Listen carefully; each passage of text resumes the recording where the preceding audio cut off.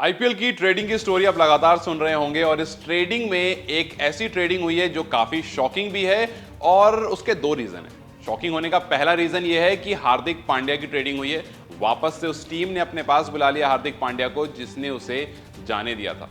और दूसरी शॉकिंग इसलिए क्योंकि ये ट्रेडिंग पैसे से हुई है। जी हाँ, यूजुअली जो आप टीम से में ट्रेडिंग देखते हैं तो आप ये देखते हैं कि प्लेयर्स एक्सचेंज हो जाते हैं, लेकिन यहां पर प्लेयर एक्सचेंज नहीं हुए। यहां पर सीधा सीधा हार्दिक पांड्या को मुंबई ने ले लिया और अपनी साइड से गुजरात को किसी को भी नहीं दिया। अब सवाल इसमें यह उठने लगा कि आखिर गुजरात ने ऐसा किया क्यों, क्योंकि जीटी को हार्दिक पांड्या को रिलीज करने से कोई फायदा नहीं हो रहा है। हार्दिक पांड्या बतौर कप्तान जीटी को बहुत ऊपर लेकर जा चुके हैं और बतौर कप्तान जिस तरह से वो ऊपर लेकर गए इसके पीछे एक इंसान का बहुत बड़ा नाम है और वो नाम है आशीष नेहरा का। क्योंकि आशीष नेहरा के एक तो आशीष नेहरा को वो काफी हाई रेट भी करते हैं और उसके बाद दूसरी तरफ आशीष नेहरा ने जिस तरह से हार्दिक पांड्या को लगातार असिस्ट करा है, चाहे आप पहले सीजन की बात करें या दूसरे सीजन की बात करें, ये कहना गलत नहीं होगा कि सिर्फ एक खिलाड़ी से कप्तान बनाने में उनका बहुत बड़ा रोल रहा है। क्योंकि इससे पहले जब आप हार्दिक पांड्या को टीम में देखते थे तो आप एज अ बैट्समैन और एज अ बॉलर देखते थे, लेकिन जब से आशीष नेहरा और हार्दिक पांड्या की जोड़ी हमने गुजरात टाइटंस में देखी तब से हमने देखा कि एक कप्तान और एक सक्सेसफुल कप्तान, क्योंकि पहली बार जब वो सीजन में आता है तो आईपीएल की ट्रॉफी लिफ्ट करके देता है और जब दूसरी बार आता है तो सीएसके के साथ फाइनल खेलता है। मतलब ट्रॉफी भले की लिफ्ट नहीं कर पाता है लेकिन फाइनल्स में अपनी टीम को लेकर जाता है। और अगर दो सीजन में कोई कप्तान पहली बार ट्रॉफी लिफ्ट करे और दूसरी बार फाइनल्स में लेके जाए तो इससे बेहतर रिकॉर्ड आप नहीं देखेंगे। इस रिकॉर्ड के बाद अगर एक टीम उस खिलाड़ी को रिलीज कर देती है तो सवाल उठता है कि आखिर क्यों?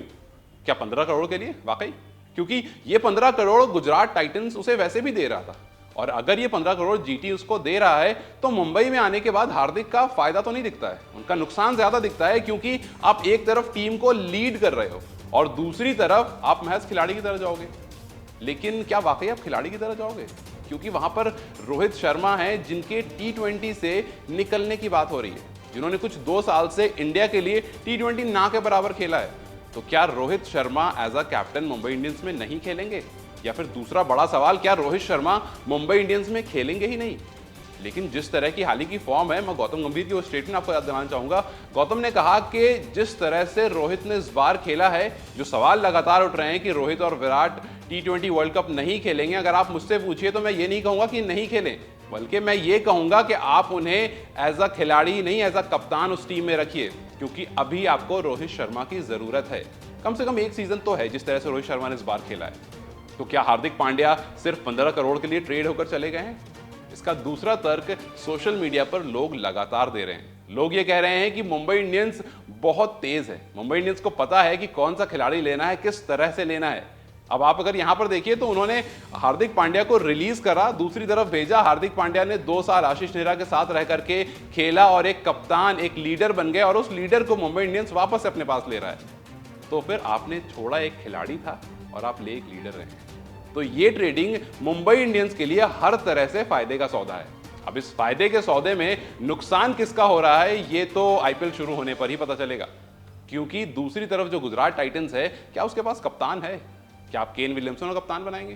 थोड़ा रिस्की है, क्योंकि पूरा सीजन इंजर्ड रहा था वो खिलाड़ी। आईपीएल वर्ल्ड कप में आने के बाद भी इंजरी में था। उसके बाद क्या आप राशिद खान को कप्तान बनाएंगे?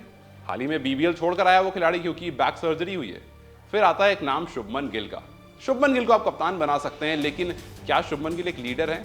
तो शुभमन गिल के लिए ये एक बहुत अच्छी अपॉर्चुनिटी है। इस पूरी ट्रेडिंग में अगर कोई एक इंसान फायदा उठा सकता है तो वो शुभमन गिल है, क्योंकि यहां पर शुभमन गिल वो खिलाड़ी है जो यंग भी है, रन भी बनाता है, नंबर 1 खिलाड़ी भी रहा है लगातार। तो यहां पर शुभमन गिल के लिए काफी अच्छी अपॉर्चुनिटी है। आपको क्या लगता है इस पूरी ट्रेडिंग में कौन सा वो खिलाड़ी होगा जो बाजी मार जाएगा? क्या शुभमन गिल कप्तान बनेंगे या कोई नया चेहरा है जो आपको लगता है कि जीटी की कप्तानी करता हुआ दिख सकता है? अपनी राय हमें कमेंट सेक्शन में जरूर बताएं। इस वीडियो को लाइक और शेयर जरूर करें और जाते जाते चैनल को सब्सक्राइब कर जाएं।